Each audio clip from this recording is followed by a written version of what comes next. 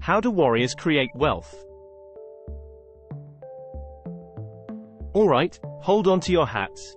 We're about to dive into the wild and wacky world of NFTs. What are NFTs? Well, they're like digital collector's items that you can't touch, but you can definitely brag about owning. Think of it this way. A fungible asset is like a boring old dollar bill that anyone can have. But a non-fungible asset is like a one-of-a-kind, diamond-encrusted, solid gold unicorn statue that only the coolest and most rich people can own. You know you want one. So, NFTs are digital assets that represent ownership of a unique item or piece of content, like a tweet or a meme. Yes, that's right, you can own a tweet now. Who knew that your witty one-liners could be worth millions of dollars? NFTs are stored on a blockchain, which is like a digital bank vault that keeps track of who owns what.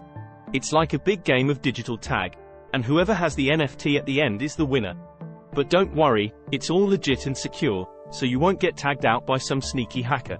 Artists love NFTs because they can sell the digital artwork as unique pieces, instead of just digital copies that anyone can have. It's like selling a painting, but without the hassle of shipping it to some fancy art collector's mansion. Plus, you can brag to your friends that you own a one-of-a-kind piece of art that no one else can touch. Now, NFTs have caused some controversy and criticism, especially around their environmental impact and the crazy high prices they can sell for.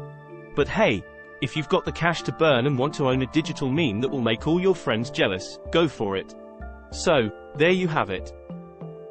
NFTs are like digital hot potatoes that you can own, trade, and show off to all your friends. Just remember, don't drop the potato, or you might lose your millions.